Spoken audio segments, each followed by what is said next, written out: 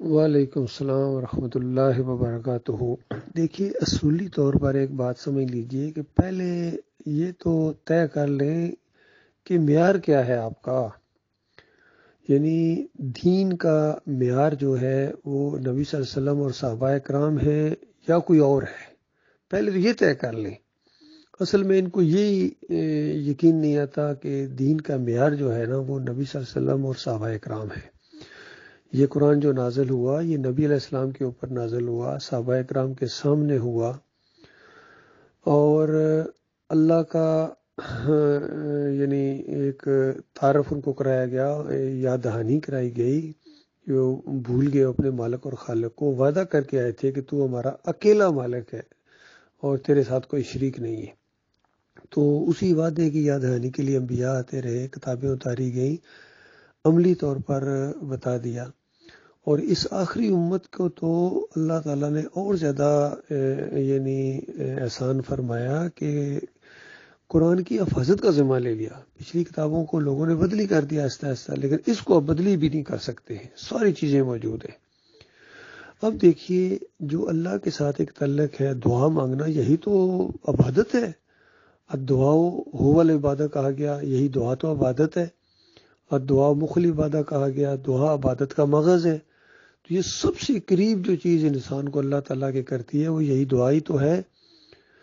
اب ہم نے یہ دیکھنا ہے کہ صحابہ کرام نے کبھی اس طرح دعا مانگی ہے جس طرح یہ صاحب بتا رہے ہیں کہ واسطے وسیلے کے ساتھ دعا مانگی جائے؟ کوئی وسیلہ تلاش کرو، کوئی صدقہ دو کسی کو، اور صدقہ جائز جو ہے وہ اللہ نے بتا بھی دیا، لیکن مشرک کو یقین نہیں آ رہا ہے۔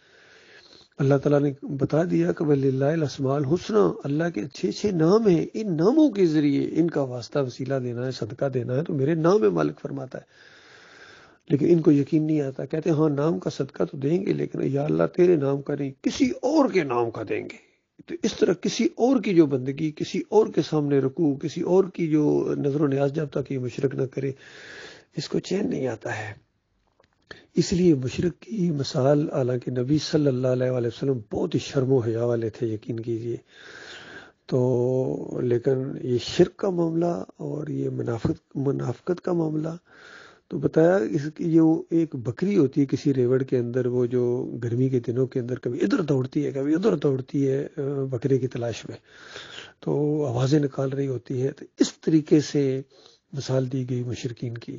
اور عیسیٰ علیہ السلام نے تو اپنے دور میں اس کو زانیہ عورت سے تعبیر کیا کہ جس طرح زانیہ عورت ہے وہ ایک خاوند کے اوپر اکتفا نہیں کرتی، اسی طرح مشرک کی مثال ہے، یہ ایک مالک کے اوپر اکتفا نہیں کرتا ہے۔ تو ہر طریقے سے مشرکین کو سمجھایا گیا، ماننے کے اوپر جنت کے وعدے کیے گئے، تب بھی مشرکوں نے نہیں مانا، جہنم کا خوف دلایا گیا، تب بھی بے ایمانوں نے نہیں مانا، ان کو غیرت دلائی گئی، تب بھی ان کے حصے میں وہ چیز نہیں ہے۔ اسی وجہ سے ان کو کچرا سمجھ کے ہمیشہ ہمیشہ کی آگ کے اندر پھینک دیا جائے گا۔ کچرا، اسفل السافلین، سب نیچوں سے نیچ ہو گئے، بدترین مخلوق ہو گئے۔ تو عزت کس کو ملی؟ ان العزت للہ جمیعا، ساری کی ساری عزت اللہ رب العالمین کے لیے، یعنی لا الہ الا اللہ کو عزت ملی۔ انسانوں میں جو لا الہ الا اللہ کو مانتا ہے صحیح طریقے سے، وہ افضل ترین مخلوق ہے، سب سے پیاری مخلوق ہے اللہ تعالیٰ کی۔ اور جو لا الہ الا اللہ کو پوری طرح صحیح طریقے سے نہیں مانتا ہے، وہ بدترین مخلوق ہے اللہ تعالیٰ کی، اس کے اوپر ہمیشہ کی لعنتیں پڑتی رہیں گی بے ایمانوں کو۔ تو یہ اصل میں چیز ہے کہ پہلے ایک بنیاد تو مان لو، جو نبی علیہ السلام کی زندگی ہے، صحابہ اکرام کی زندگیاں ہیں، یہ دعا کا معاملہ ہے۔ چلو نبی علیہ السلام تو اس طرح نہیں کہہ سکتے یا اللہ تجھے میرا واسطہ ہے، لیکن صحابہ اکرام کے بارے میں کیا خیال ہے؟